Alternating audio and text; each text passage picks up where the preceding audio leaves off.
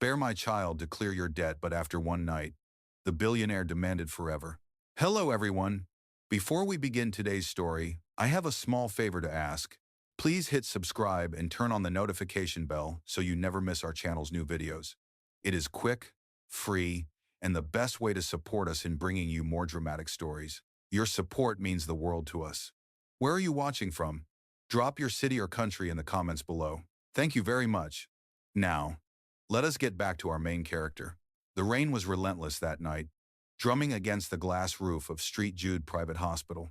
Inside, under the pale glow of fluorescent lights, Mia Sanders stood frozen in front of the billing counter. In her trembling hands was a white envelope inside it, the hospital invoice for her younger brother's heart surgery. The numbers blurred through her tears. $74,000. It could have been $7 million. It made no difference. She worked 2 shifts a day as a temporary nurse's aide, barely earning enough to cover rent and food. Her parents were gone, the house foreclosed, and the only family she had left was the boy lying unconscious 2 floors above. Her voice cracked when she pleaded with the hospital administrator, "Please, just a few more days. I will find the money." But the woman only sighed, avoiding her eyes. "Miss Sanders, if payment is not made by Friday, the surgery will be canceled." Outside, thunder rolled like a warning. Mia stepped into the parking lot, the rain soaking her thin scrubs in seconds. She sank to her knees beside a vending machine, clutching the envelope to her chest. She whispered to the storm, "Please, God, I will do anything." Headlights sliced through the downpour. A sleek black car stopped a few feet away. The door opened, and a man stepped out tall, poised, his umbrella steady in the wind. Even through the rain, she recognized him. Adrian Holt, the billionaire owner of Holt Industries, the very corporation that owned the hospital. She had seen his face on magazine covers, in charity galas displayed on the lobby TV, but she had never imagined standing before him like this. Drenched, desperate, broken. He studied her silently, his expression unreadable, then said in a calm, low voice, "You are Mia Sanders, correct? The nurse's aide assigned to Ward 7? Her breath hitched. "Yes, sir." He glanced at the crumpled envelope in her hand. "Your brother's file crossed my desk this morning." She froze, unsure what that meant. "I read that you have been working overtime for months," he continued, "and still cannot pay the balance." Her lips trembled. "I will find a way, Mr. Holt. I just need—" He interrupted gently, yet firmly. "You cannot. Not in time." Then, after a pause that stretched like eternity, his gaze sharpened. "I can clear your debt," he said. "All of it." Mia's eyes widened. "What?" Adrian took a slow step closer, the rain pooling around his polished shoes. His tone did not soften. "But in exchange, you will do something for me." Her heart pounded. "What? What do you mean?" His next words came like a blade through the rain. "Bear my child, and I will pay your brother's medical bills. Every cent." At it not Robald Damon, the world seemed to stop. For a moment, even the storm fell silent. Mia's throat tightened. She could not speak. He stood there perfectly composed, as if he had just offered her a business contract. And in truth, he had. He extended a folded document from inside his coat, water sliding off its sleek black cover. At the top, in gold print, it read, "Confidential Surrogacy Agreement." Mia stared at the paper, her mind spinning. It sounded insane, cruel, impossible. Yet when she looked at the hospital tower glowing behind him, where her brother's heart monitor beeped in rhythm with the rain, she knew what was at stake. Her voice was barely a whisper. "If I say yes, you will save him?" In Rast formated by. Adrian's expression did not change. "Yes, completely. But once this contract is signed, there will be no turning back." Lightning split the sky. For one fragile heartbeat, she saw his face illuminated, cold, controlled, untouchable. Then darkness again. She closed her eyes, her breath trembling as she whispered, "Then let us keep it business, Mr. Holt." He handed her the pen. And as the ink met the paper, the rain outside finally stopped, as if the heavens themselves were holding their breath for what she had just done. The next morning, Mia woke in a haze of disbelief. Her small apartment smelled faintly of rain and hospital disinfectant. On the table lay the signed contract, perfectly dry inside its envelope, as if untouched by the storm that had changed her life. She stared at her signature, Mia Sanders, written in shaky ink, and whispered to herself, "What have I done?" Before dawn, a knock sounded at her door. Two men in dark suits waited outside. One spoke politely. "Miss Sanders, Mr. Holt asked us to escort you to the residence. Please bring only essentials." Her heart sank. There was no way back now. She packed one small suitcase, two sets of clothes, a worn photograph of her brother, and her nursing badge. The ride to the Holt estate took less than an hour, yet it felt endless. Through the tinted windows, the city faded into silence, replaced by private roads lined with towering pines. When the car finally stopped, she looked up at the mansion before her, an expanse of glass and stone rising against the morning fog. It was beautiful and cold, just like its owner. Inside, every surface gleamed. A housekeeper greeted her, then guided her through hallways so vast that her footsteps barely made a sound. "You will stay in the East Wing," the woman said softly. "Dr. Miles will handle your checkups. All medical procedures will be conducted here." Mia nodded, still dazed. "And Mr. Holt? He rarely comes home before midnight," the housekeeper replied. "He prefers silence." Hours later, Adrian returned. The double doors opened, and his presence filled the room before a word was spoken. His tie was loosened, his hair slightly damp from the mist outside. He looked at her as if assessing a project, not a person. "I trust they explain the terms clearly?" he asked. "Yes," she murmured. "I will follow them." "Good," he said, his tone businesslike.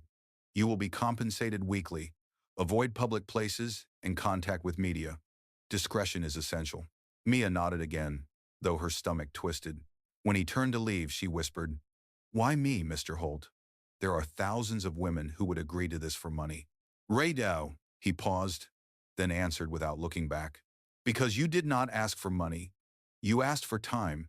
That tells me something about you." That night, she lay awake in a bed far too large, the silence pressing on her chest. From the window, she could see the city lights glimmering in the distance, the world she once belonged to, now impossibly far away. She thought of her brother's smile, of his fragile heartbeat, and whispered to the darkness, "I will endure this." For him, days turned into a quiet routine. Doctors visited twice a day. Nutritionists checked her meals. She was treated with precision, not kindness.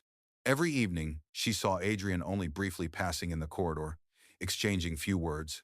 He was always calm, always distant, like a man made of marble. But one night, she found him in the study, sitting alone before the fire. He looked tired, almost human. Mia hesitated at the doorway. "You work too late?" she said gently. He glanced up, surprised by her tone. "And you talk too much for someone who signed a confidentiality clause." She smiled faintly. "Maybe you should add a clause about silence next time." For the first time, he laughed, a quiet, genuine sound that startled them both. Something fragile shifted between them in that moment, something unspoken but real. And as the firelight flickered across his face, she saw not the billionaire who had bought her contract, but a man who looked unbearably lonely. She did not know it yet, but that single shared laugh would be the first crack in the walls he had built around his heart. The following week brought new rules, written and unspoken. Mia met with Adrian's legal advisor, a severe woman in gray who handed her a fresh folder. Inside were documents outlining every detail of the arrangement, medical schedules, diet plans, press restrictions, and one final page labeled personal boundaries. She read the last line twice. "This agreement does not imply romantic involvement or shared domestic life. It is railing as that, to be out, in friend." When also, her chest tightened, but she only nodded. Adrian watched her sign each page without expression.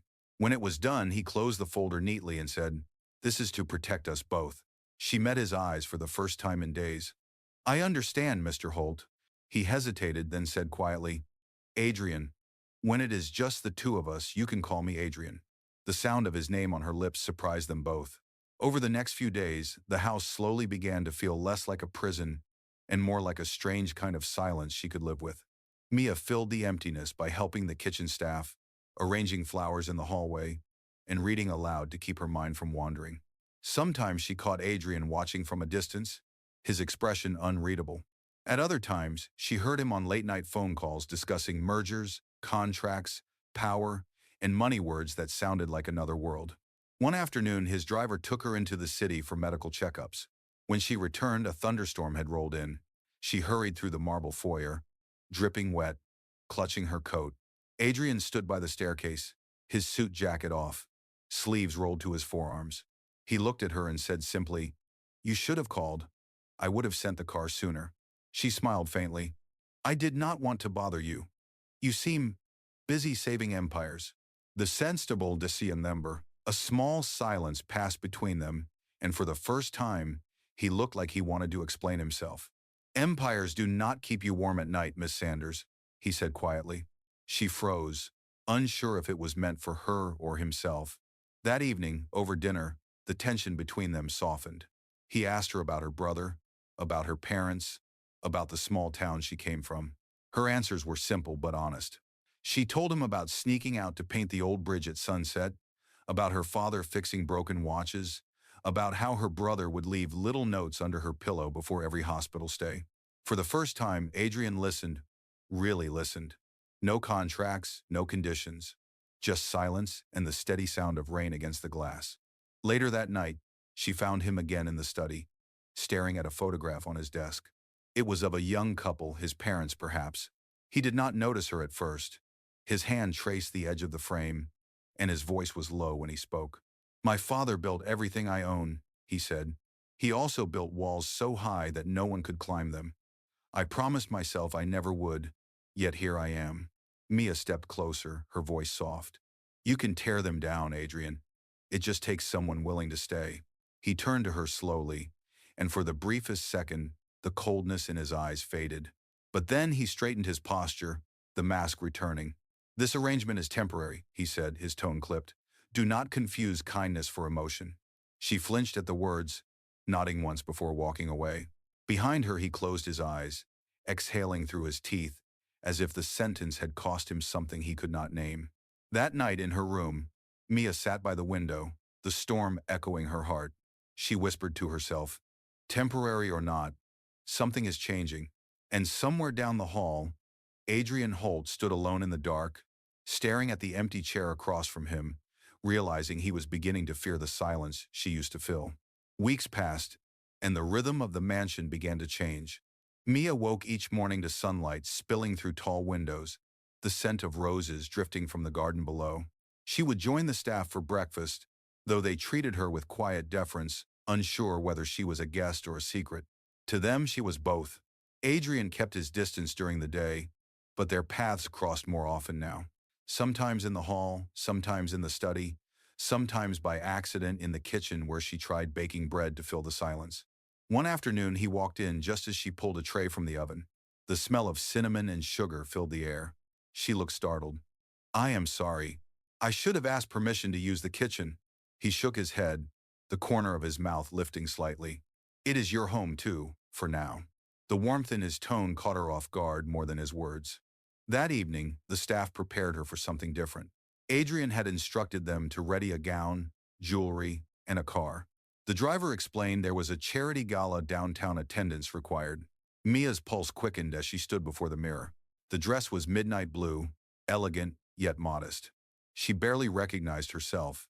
For a moment, she wondered if Adrian would notice. When he appeared at the bottom of the grand staircase, dressed in a tailored black suit, she could hardly breathe. He looked at her for a long time before offering his arm.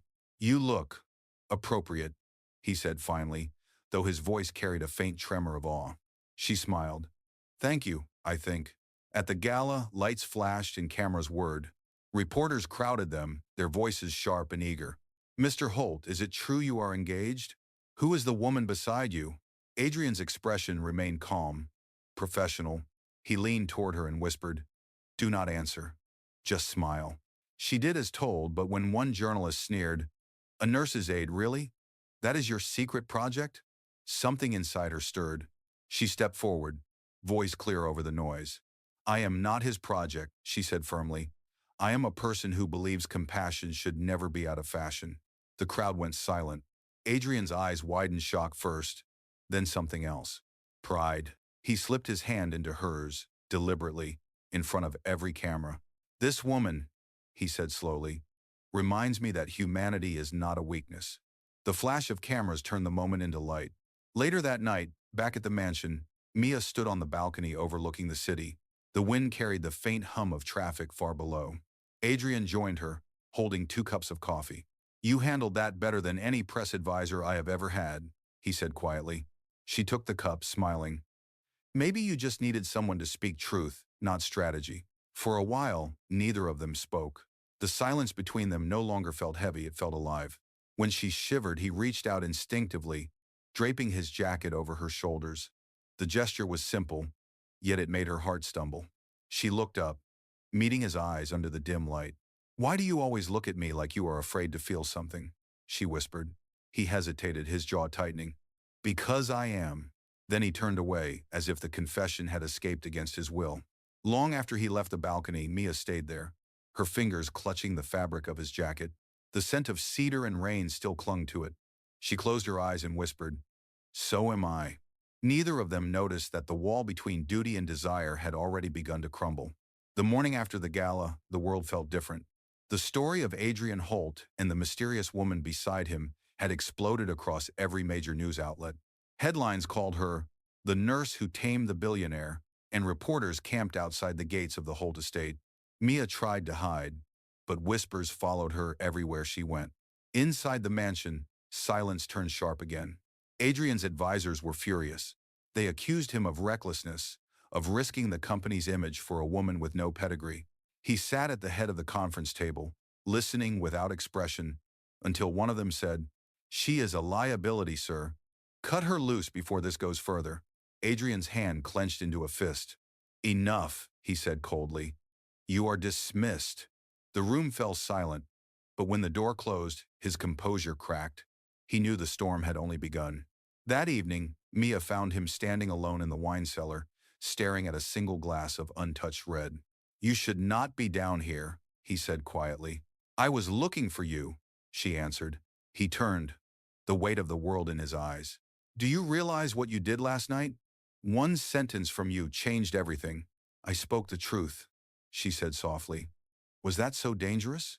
He looked away, voice breaking through clenched teeth.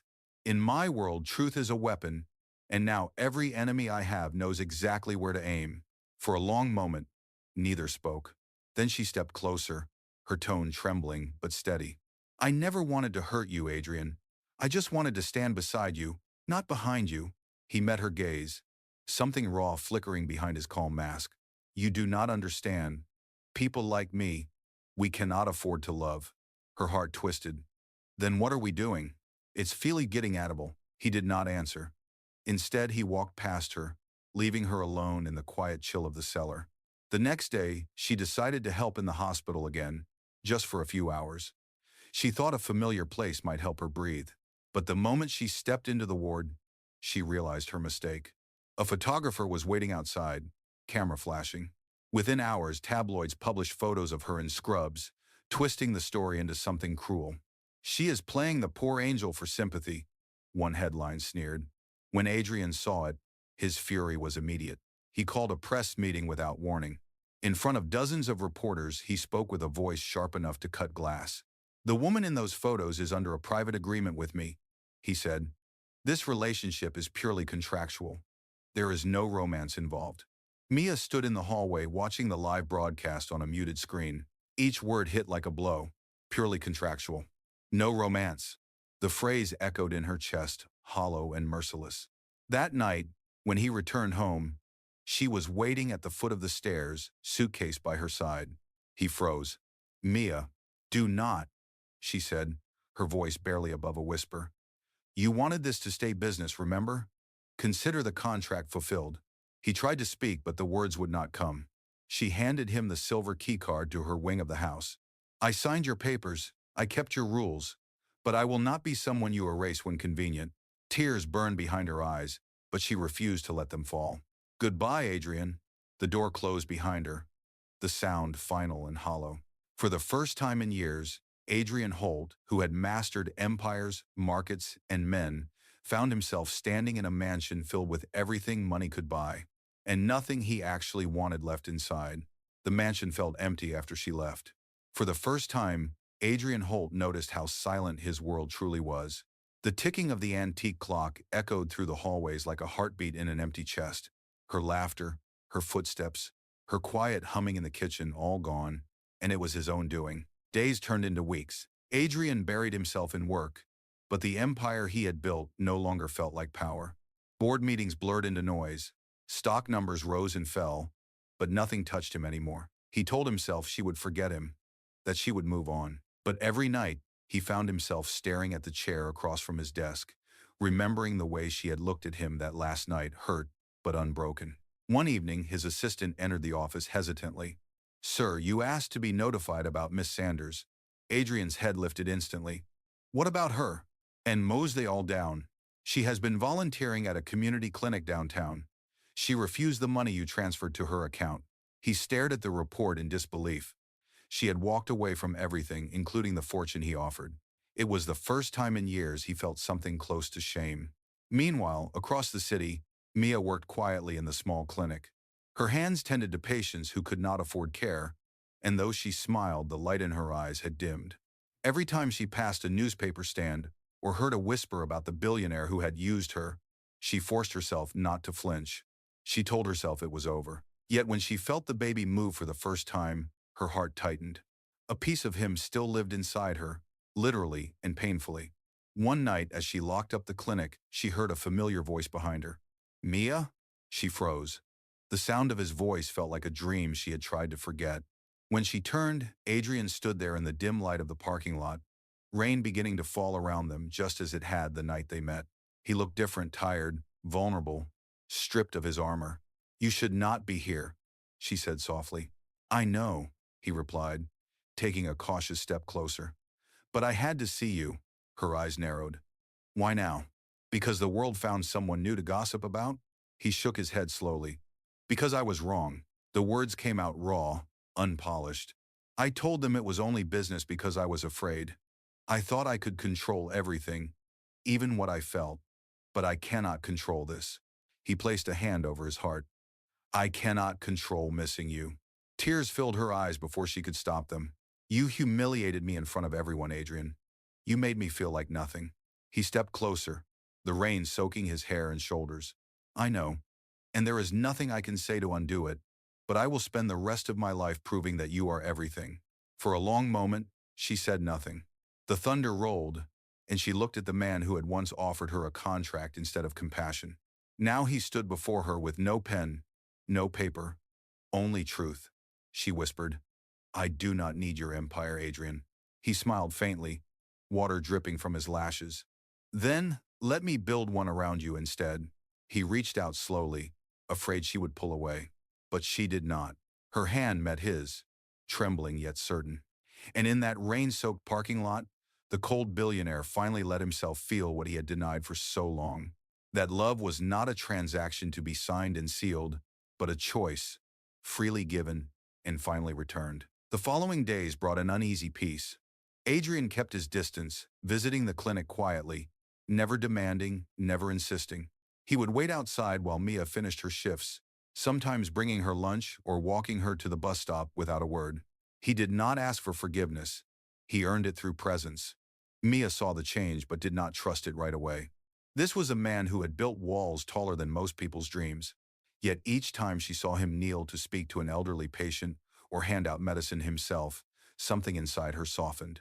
He no longer acted like a man giving orders. He acted like one trying to understand kindness. One afternoon, while she was sorting supplies, a nurse burst into the room holding a tablet. "Mia, you need to see this." On the screen was a live broadcast Holt Industries annual shareholder meeting. Adrian stood at the podium, cameras flashing. But instead of announcing another acquisition or merger, he said something that made her heart stop. "My company will be donating a $10 million endowment to establish a foundation providing medical care for families in debt. It will be named after the person who inspired it, Mia Sanders." The crowd erupted in confusion and applause. Mia stared at the screen, tears spilling before she could stop them. He had used the very stage where he once denied her to honor her name. Later that evening, Adrian arrived at the clinic, still in his suit, tie loosened, eyes tired but alive. She met him at the doorway, speechless. He smiled gently. "No contracts this time. Just a promise." She shook her head, laughing through tears. You never do anything halfway, do you? He shrugged softly. Not when it comes to you. Before either could speak again, a flash of light exploded outside the window. Paparazzi had found them. Cameras clicked, voices shouted questions, and within moments chaos filled the street. A man in a gray coat stepped forward, a familiar face from Adrian's company board. Mr. Holt, he said sharply. This charity stunt ends now. You are risking everything for her. Adrian's jaw tightened. That is enough. But the man sneered, turning toward Mia. You think he loves you? He is just rewriting his guilt. Before Adrian could respond, security rushed in to push the crowd back. The tension snapped like glass. Inside, Mia trembled. This will ruin you. Adrian looked at her, voice low but steady. If loving you ruins me, then I was never whole to begin with. For a moment, the noise outside vanished, leaving only the sound of rain against the window and the fragile rhythm of their hearts. The next morning, the headlines read, Billionaire declares love and legacy for former nurse. Some mocked, some celebrated, but for the first time, Adrian did not care what anyone thought. He drove back to the clinic that afternoon, holding a small velvet box in his hand. Mia was tending to a child with a scraped knee when she looked up and saw him. Her breath caught when she noticed what he held. He knelt before her, his voice soft but sure. I once asked you for a deal, he said. Now I am asking for a life. No terms, no signatures, just yes or no. Her eyes filled with tears. She whispered, yes. This runder Dage. The child beside her clapped without understanding why, and everyone in the clinic laughed through tears. For the first time, Adrian Holt smiled without restraint. In that moment, the billionaire who once believed in power and contracts finally learned what forever truly meant. The news of their engagement swept across every headline. Some called it a fairy tale, others called it a scandal, but to Mia, it was simply real, messy, imperfect, and finally honest. She had spent her life surviving storms, and now she was learning how to stand in the sunlight. Adrian tried to protect her from the noise. He canceled business trips, reduced public appearances, and spent his evenings helping her plan the future foundation. In place of contracts and clauses, their days filled with sketches, blueprints, and hope. They wanted to build something lasting, something that would outlive both of them. But not everyone celebrated their happiness. Whispers grew louder in boardrooms, and one man, Richard Voss, Adrian's longtime investor, had been waiting for the perfect moment to strike. He had leaked the story of the contract pregnancy to the press months ago, and now he wanted control of Holt Industries. At an emergency board meeting, Richard stood with a smug smile. You have turned this company into a charity circus, Adrian, he said. Step down before the shareholders force you to. Adrian's voice was calm but icy. I built this company from nothing, and I will not let greed destroy it. Richard smirked. Greed built it, remember? And love your new weakness will tear it apart. The room buzzed with tension. That night, Adrian returned home later than usual. Mia was waiting for him in the living room, sitting on the couch in one of his shirts, worry etched across her face. What happened? She asked. He sighed, sinking beside her. They want me out. They think I am a liability. Her hand found his. Then let them. You can start again, without them. Gases and be foreman, he smiled faintly. And do what? Bake cinnamon bread with you in the kitchen? She grinned. Maybe. You are not terrible with an oven anymore. For the first time in hours, he laughed. But the laughter faded when he looked into her eyes. I cannot let them win, Mia. They will destroy everything we are building for you, for our child. She touched his cheek gently. Then we fight. Together. This time, you are not alone. The next day, Adrian held a press conference at Holt headquarters. He faced dozens of cameras, standing tall beside Mia. He spoke not as a billionaire, but as a man stripped of pretense. Yes, I once offered a woman a contract in my arrogance, he said clearly. But that woman became my truth. She taught me that compassion is not weakness, it is the foundation of every lasting empire. The room went silent. Reporters lowered their cameras, and for the first time, Adrian Holt walked away from the podium without fear. Outside, the sky broke open with gentle rain, the same kind that had followed their story from the beginning. He reached for Mia's hand, and together they stepped into the drizzle, the crowd parting around them. Later that night, as they sat by the window watching the rain fall over the city, Mia leaned against his shoulder. Do you regret any of it? She whispered. He smiled softly. Only that I did not find you sooner. It did matter. It did matter belong with probes. She placed his hand over her growing belly. This time there are no contracts, she said. He kissed her forehead. No contracts, he repeated. Only promises. And for the first time, both of them believed in forever, not the kind written on paper, but the kind that lives quietly between two hearts that refuse to give up. 6 months later, spring arrived early in New York. The city was alive with the scent of rain-soaked tulips, and the world had moved on from its scandals. In a quiet corner of Central Park, far from reporters and flashing cameras, a white tent had been set up beneath a canopy of cherry blossoms. Inside, soft music played while a small circle of friends and hospital staff gathered for a wedding that no one had expected but everyone felt was meant to be. Mia stood before the mirror, her dress simple but radiant, a satin ribbon tied above the curve of her growing belly. Her reflection looked calm, yet her heart fluttered with disbelief. Just 1 year ago, she had been a nurse begging for mercy in a hospital hallway. Now, she was about to marry the man who had once offered her a contract and ended up giving her a home. Outside, Adrian adjusted his tie nervously, a rare smile tugging at his usually controlled expression. His best friend chuckled. You look like a man walking into a business deal he actually wants. Adrian laughed softly. For the first time, I am. When the music began, everyone turned as Mia appeared at the end of the aisle. Her steps were slow but certain. Every memory between them, every fight, every tear, every moment under the rain seemed to lead to this one. As she reached him, Adrian's eyes glistened. You are breathtaking, he whispered. She smiled. You are late on your first promise, Mr. Holt. You said no more contracts, but you brought one anyway. He frowned, confused, until she placed a folded paper in his hand. He unfolded it and found not a contract but a single line written in her handwriting. Our forever starts today. Below it was her signature, not in ink but in lipstick, sealed with a kiss. He looked up, his composure breaking. You are impossible. And you love me for it, she replied. The ceremony was short, sincere, and filled with quiet laughter. When the officiant said, You may kiss the bride, Adrian did not hesitate. He cupped her face gently, the crowd erupting into applause as cherry petals drifted around them like confetti. In that moment, there were no titles, no deals, no debts, only two hearts that had found their way home. After the vows, Adrian led her to a small table near the altar. Resting there was a silver plaque engraved with the words, The Mia Foundation, for families in debt. He handed her the pen. Would you like to do the honor of signing the first donation? She smiled through tears. Only if you promise to keep it open forever. Forever, he said softly, his hand covering hers as she signed. As evening settled, lanterns glowed under the cherry trees.